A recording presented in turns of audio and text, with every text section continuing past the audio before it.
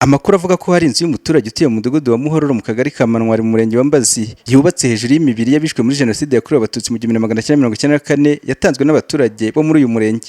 Inzego zitandukanye z'akarere ka Nyamagabe zijya kureba n'ibivugwa n'abaturage ari byo. Ku bafatanye n'abaturage hacukurwa igice kimwe cy'inzu y'uwo muturage basangamo iyo mibiri nk'uko Ndagijimana Valence umuyobozi w'umurenge wa Mbazi bitangaza. Bahawe amakuru n'umuturage ko ubwo rwitwa Mbonyemukiza Felicien harimo imibiri y'abishwe muri Jenoside yakorewe Abatutsi.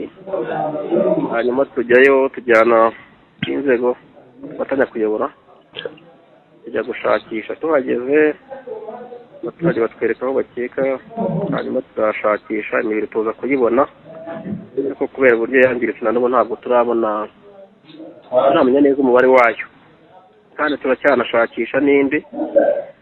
Muri urwo rugo rero rwa Mbonyemukiza Felicien twahasanze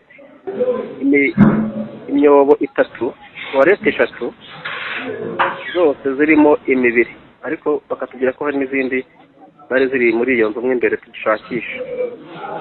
Rero ikigaragara cyo imibiri irahari kandi myinshi. Abaturage batuye muri uyu murenge wa Mbazi bari mu gikorwa kimaze iminsi cyo gushakisha imibiri y'abishwe muri Jenoside yakorewe Abatutsi mu 1994 itarashyinguwe mu cyubahiro. Bavuga ko banenga bagenzi babo bahisha amakuru imyaka ikabaye 29 ataramenyekanye. Birababaje, biteye n'agahinda.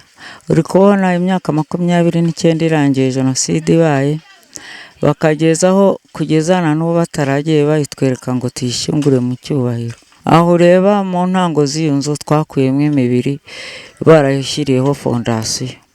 Mu rugo nanone ruriya rugo ureba hirya hazitiye twakuyemo indi mibiri, ikiwesi bari baracukuye kiri mu rugo imbere aho hose, bene urugo ntibari barigeze bayitwereka.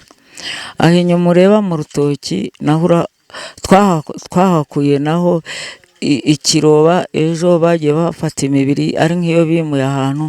Twebwe nk'abaturage iyo tubibonye gutya twumva biturenze, bitewe n'igihe gishize imyaka 29 yose ishize Jenoside ibaye, akaba hari ahakigaragara imibiri. Twebwe biraturenze kuko ntabwo dutekereza ko icyo gihe cyose gishize abantu baragiye bigishwa mu buryo bushoboka bwose, hari ahaba hakiboneka imibiri y'abazize Jenoside. Ubwo rero twebwe biraturenze.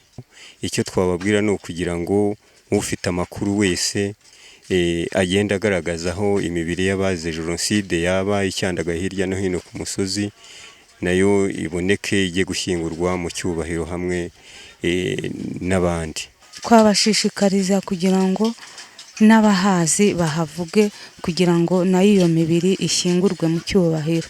Biteye agahinda kandi biranababaje. Twabasaba ni ukugaragaza iyo mibiri tukayishyingura mu cyubahiro, tukabegereza abandi.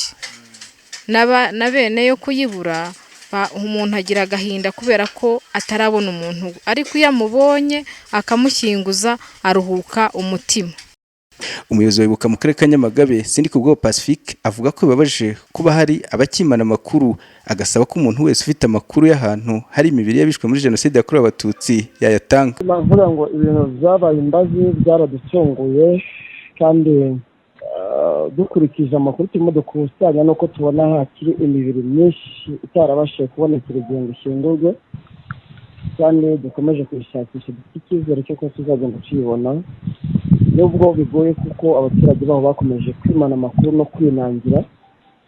Ndetse muri Mbazi ntabwo nareka kubivuga ko hari na kesi tubona yuko hari imibiri yagiye yimurwa, basanga abantu biciwe, tuhabona ibice by'imibiri ariko indi mibiri yaragiye yimurwa ikajyanwa ahandi, ariko turimo tugenda tubikoraho. Ubutumwa rero natanga yaba ku bantu b'Imbazi, kuri Nyamagabe n'ahandi hose, ni uko bagerageza nubwo umuntu atavuga ko ari we wayitanze, ariko akaduha sinyare byibura y'aho akeka hari imibiri, tukayibona tukayishyingura kugira ngo bizibura ababuze ababo muri Jenoside babashe kuruhuka. Muri uyu murenge wa Mbazi hari kuboneka imibiri y'abishwe muri Jenoside yakorewe Abatutsi mu 1994. Mu gihe cya Jenoside yakorewe Abatutsi hari bariyeri ndetse n'ubwiherero rusange, aho bivugwa ko Abatutsi bicirwaga kuri iyo bariyeri bahitaga bajugunywamo. Nyiri iyo nzu basanzemo imibiri y'abishwe muri Jenoside yakorewe Abatutsi mu 1994 yatawe muri yombi, akaba acumbikiwe kuri sitasiyo ya RIB y'umurenge wa Gasaka. Prince Theogene Nzabihimana, Radio TV 10, Nyamagabe mu ntara y'Amajyepfo.